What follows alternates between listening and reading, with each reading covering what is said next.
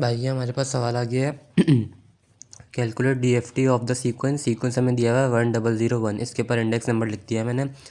Late data sequence be sampled at 8 kilohertz. ये बेकार है, किसी काम का नहीं। Determine the magnitude and phase calculation and also sketch them. Verify answer result by calculating I D F T. ठीक है, पहले हमने कैलकुलेट करना है डी एफ टी का फॉर्मूला ये होता है हमारे पास। नंबर ऑफ टर्म्स हमारे पास 4 है तो एन हमारे पास 4 हो गया। तो मतलब हमें जो के की वैल्यू है वो हमारे पास 0 से लेकर 3 तक होगी, 0 1 2 3। ठीक है, अब हम करेंगे फॉर के 0। तो यहाँ के अंदर 0 आ गया और यहाँ पे जो के है वो भी 0 आ गया। तो ये पूरा जब 0 आ गया तो ये पूरा 0 हो गया, तो ई की पावर 0 1 होता है, तो ये ख़त्म हो गया। इसको हम एक्सपेंड कर लेंगे, 0 से लेके 4 - 1 3 होता है, यहाँ एन के अंदर 4 आएगा। तो 0 1 2 3 तक एक्सपेंड करेंगे। एक्स ऑफ 0 पे वैल्यू है हमारे पास 1, एक्स ऑफ 1 पे 0 है, एक्स ऑफ 2 पे भी 0 है, एक्स ऑफ 3 के ऊपर हमारे पास 1 है। उसको सॉल्व किया 2 आ गया। एक और बता रहा हूँ जो कि इसके अंदर फॉर्मूला खुलता है कि अब लेंगे हम 1, तो यहाँ पे भी 1 आ गया और यहाँ वाले के में भी 1 आ गया, जो कि मल्टीप्लाई हुआ और वो ख़त्म हो गया।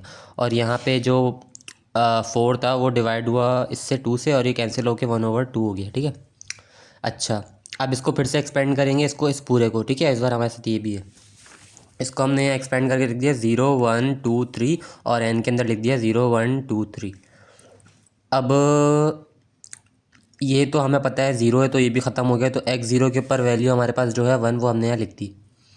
एक्स ऑफ 1 के ऊपर हाँ, एक्स ऑफ 1 के ऊपर हमारे पास वैल्यू है 0, इसलिए हमने इसको भी ज़्यादा सॉल्व नहीं किया, क्योंकि हमें पता है बाद में 0 जाना, हमने 0 लिख दिया। एक्स ऑफ 2 के ऊपर भी 0 है, इसलिए हमने इसको भी नहीं छोड़ा, डायरेक्ट 0 लिख दिया। एक्स ऑफ 3 पे 1 है, तो एक्स ऑफ 3 पे 1 है, तो ये 1 हो गया, तो ये ख़त्म हो गया, सिर्फ ये रह गया। अब इसको सॉल्व करना है। अब हमारे पास फॉर्मूला होता है ये यूलर्स आइडेंटिटी का, ई minus j pi is equals to cos minus j sine. अब अब जे को हटा के पाए के साथ जो भी वैल्यू होगी ना वो उसके अंदर आ जाएगी और इसके अंदर आ जाएगी। जैसे कि हमारे पास यहाँ पे है -j 3π/2, तो कॉस के अंदर आ गया 3π/2 और साइन के अंदर आ गया 3π/2, बाकी सब हट गया। अच्छा, इसको सॉल्व करने का तरीका ये है कि कैलकुलेटर रेडियन में होना चाहिए और कॉम्प्लेक्स वाला बटन ऑन और कॉम्प्लेक्स में होना चाहिए। ये रेडियन में डाल दिया 4 करके और मोड दबा के कॉम्प्लेक्स मैंने किया हुआ है अभी ये। ठीक है, कॉम्प्लेक्स फिर सॉल्व करोगे ना तो ये जे की जगह जो ना सॉल्व करते हुए आई यूज़ कर लेना, जहाँ जहाँ जे वहाँ वहाँ ये वाला आयोटा वाला आई यूज़ कर लेना, ये लिखा हुआ।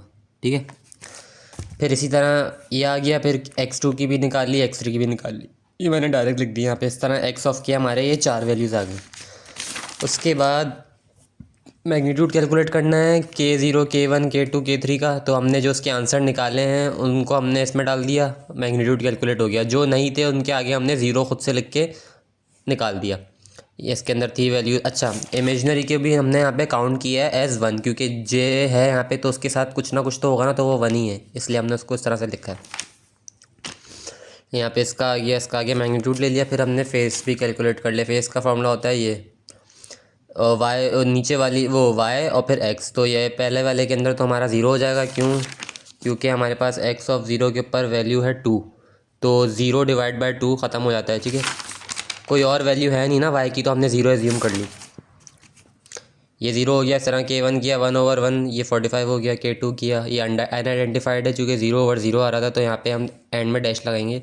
और K3 हमने किया ये -1/1 -45। इस तरह फेस की भी सारी लिख दी। ये तो बहुत ही आसान है, ज़्यादा से समझा नहीं रहा।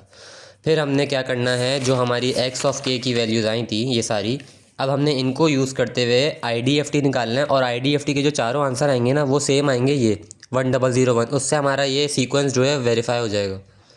तो हमने अब ये वाली वैल्यूज़ यूज़ करनी है चारों, और यहाँ पे हम करेंगे IDFT। तो मैंने चारों यहाँ लिख दिए हैं और मैंने लिख दिया यहाँ पे 0 1 2 3 इंडेक्स नंबर। IDFT का फॉर्मूला उलट ही होता है, समझ लो। उसका 1/n हो जाएगा, एक्स ऑफ के यहाँ आ जाएगा और एक्स ऑफ एन बाहर आ जाएगा, और ये हो जाएगा यहाँ से माइनस हट जाएगा, J2π/n और kn।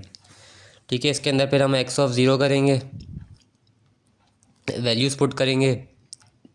4 है यहाँ पे, तो 4 एन की वैल्यू 4 आ गई, 4 - 1 3, एन यहाँ पे 4 आ जाएगा। यहाँ पे हमने वैल्यूज पुट करी, 0 पुट करा, एक्स ऑफ 0 के लिए कर रहे हैं। के हमारे पास अभी हम इसको खोलेंगे। ठीक है, अच्छा ये तो पूरा ज़ीरो हो गया फिर से, क्योंकि अभी यहाँ पे हमारे पास ज़ीरो तो ये हट गया। अब हम सिर्फ इसको एक्सपेंड करेंगे, तो हमने यहाँ पे x0 कैपिटल X है, ये x1 x2 x3, ठीक है, खोल लिया 0 से लेकर 3 तक। उसके बाद x0 पे जो वैल्यू वो लिख दी, x1 पे जो लिख दी वो x2 x3, जो कैंसिल आउट हो रहा था कैंसिल आउट कर दिया, जो बच गया उसको डिवाइड करा 1/4 से, हमारे पास आ गया 1। तो 1 मतलब ये पहला वाला आंसर तो सही आ गया। अब दूसरा करेंगे। हमने क्या करा, फिर यहाँ पे x(1) लिया, इस तरह हमने वापस से डाला इसके अंदर, फॉर्मूले के अंदर वैल्यूज़ डाली। अब ये फॉर्मूले के अंदर वैल्यूज़ रिपोर्ट कर रहे हैं, इसलिए मैं ज़्यादा लंबी नहीं कर रहा, बहुत बड़ी वीडियो बन जाएगी। अच्छा, फिर इसके अंदर हमने इसको एक्सपेंड कर लिया, ठीक है। एक्सपेंड करने के बाद हमने यहाँ पे तक आ गए हम, जो जो वैल्यूज़ डल रही थी वो डल गई, x(0) के ऊपर जो भी थी या जैसे भी था वो सब हमने लिख दिया। उसके बाद हमारे पास अब ये टर्म बन गई हैं। अब हम इसको खोलना है हमने फॉर्मूले से, अब इसको खोलना है। अच्छा, IDFT के अंदर हमारे पास, क्योंकि यहाँ माइनस नहीं होता ना, तो हम फॉर्मूले के अंदर से भी जो है ना माइनस हटा के प्लस कर देते, प्लस और प्लस। तो यहाँ पे हमने EJ⁴2 को इस तरह खोला फॉर्मूले के अंदर, उसका आंसर आया J। और इस तरह हमने इसको वाला भी कर लिया, इसको हमने खोला, ये आया -J। तो अब हम इसको पूरा एक्सपेंड करके नहीं चलेंगे, जैसे मैंने यहाँ एक गलती कर दी, पूरा खोल देता, हमने डायरेक्ट आंसर निकाल लिए इसके और इसके। तो हम यहाँ पे आंसर डालेंगे 2 + 1 + J, और इसका जो आंसर है वो है J, ये वाला लिखा मल्टीप्लाई बाय J, +1 - 1 और ये -J यहाँ से आ गया। इसको सॉल्व करा, ये हो गया हमारा J + J², ये हो गया हमारा -J, minus minus plus, plus का J²। उसके बाद ये वाला J और ये वाला J कैंसिल, ये J² + 2J हो गया। J² -1 के इक्वल होता है, तो 2 - 2 ख़त्म हो गया, हमारे पास आ गया 0। दूसरा वाला आंसर भी हो गया, तीसरा वाला भी इसी तरह करेंगे। ये सॉरी, दूसरा तो ये रहा, तीसरा वाला भी इसी तरह करेंगे, चौथा वाला भी इसी तरह से होगा, ठीक है। तो इस तरह हमारा आंसर वेरीफाई हो गया 1001 जो सवाल था।